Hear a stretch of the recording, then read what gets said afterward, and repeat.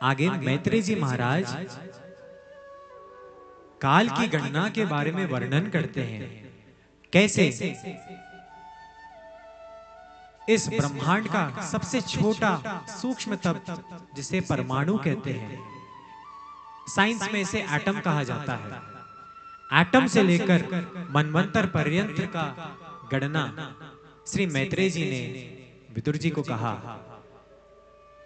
उन्होंने कहा कि कैसे दो परमाणु मिलकर एक अणु बनते हैं, तीन अणु का एक त्रिश्रेणु बनता है, तीन त्रिश्रेणु का एक त्रुटि, 100 त्रुटियों का एक वेद, तीन वेदों का एक लव होता है, तीन लवों का एक निमेष होता है। निमेष अर्थात पलक झपकने जितना समय, ये एक निमेष है।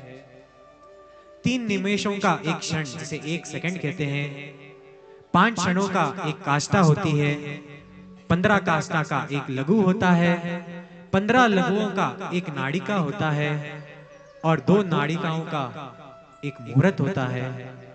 6 से 7 मुहूर्तों को एक प्रहर होता है। प्रहर अर्थात 3 घंटे। अब मैत्रेय जी महाराज बताते हैं कि कैसे 8 प्रहर मिलकर मनुष्यों का एक दिन और रात बनता है। 8 3 24 आवर्स, 24 घंटे। कैसे मनुष्यों का एक दिन और एक रात होता है। 15 दिन को एक पक्ष कहा जाता है, कृष्ण पक्ष और शुक्ल पक्ष। 2 पक्षों को मिलाने पर एक मास बनता है।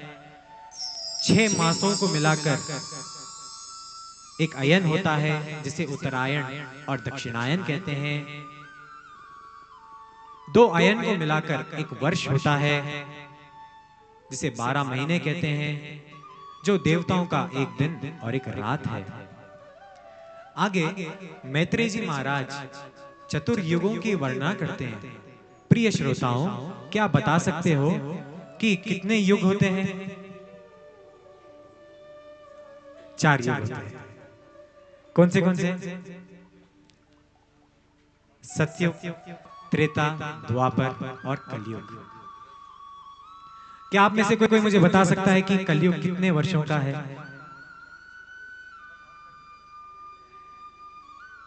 4,43,000 क्षमा 4,32,000 वर्षों का है।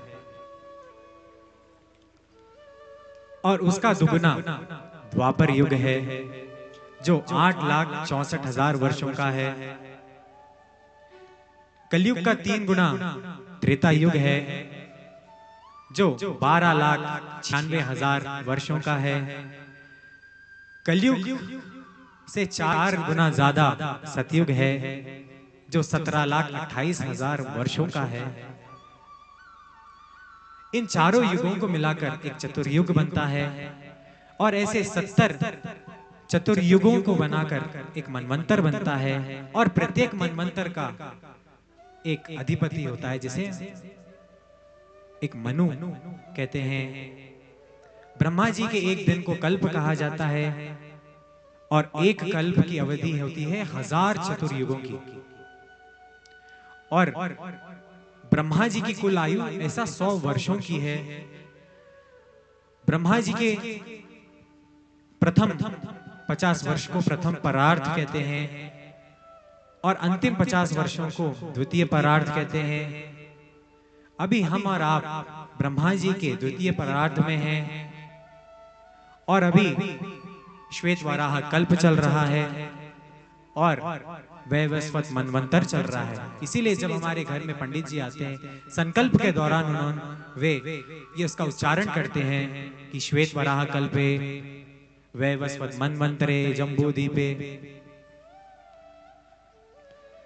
तो ब्रह्मा जी के ऐसा कुल 100 दिव्य वर्षों की आयु है। अब ब्रह्मा जी ने सृष्टि के विस्तार के लिए अपने मन से सनक, सनंदन, सनातन और सनत कुमार 4 कुमारों को उत्पन्न किया। और उत्पन्न करने के पश्चात उन्होंने उन्हें आज्ञा दी कि आप संसार का विस्तार करो। परंतु चारों कुमारों ने ब्रह्मा जी की आज्ञा की अवज्ञा कर दी। उन्होंने वैराग्य को चुना, उन्होंने नारायण भक्ति को चुना। तब इस पर ब्रह्मा जी अत्यंत कुपित हुए, क्रोधित हुए और उनकी बाहों के बीच से, आईब्रोज के बीच से एक लाल और एक नीले रंग का एक बालक उत्पन्न हुआ जो रुद्र कहलाया। बोलिए रुद्रदेव भगवान की। नमः पार्वती पदे हर हर हर महादेव।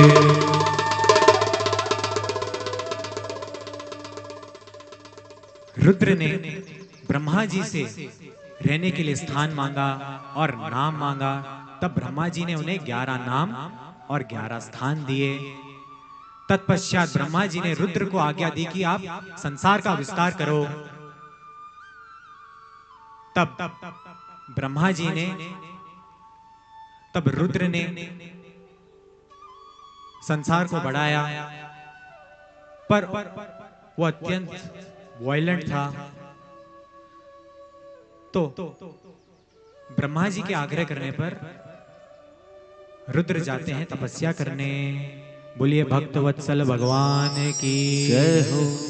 इसके पश्चात ब्रह्मा जी ने अपने ही अंगों से 10 पुत्र उत्पन्न किए जो ब्रह्मा जी के मानस पुत्र कहलाए जाते हैं, जिनके नाम थे मरीचि, अत्रि, अंगिरा, पुलत्स्य, भृगु, वशिष्ठ, नारद। ये ब्रह्मा जी के मानस पुत्र हैं, इन्हें उत्पन्न किया। इसके पश्चात ब्रह्मा जी ने अपने ही अंग से एक पुरुष और एक स्त्री का जोड़ा उत्पन्न किया। पुरुष था स्वयंभू मनु और स्त्री थी शतरूपा। इन्हीं से मैथुनी सृष्टि प्रारंभ होती है। अब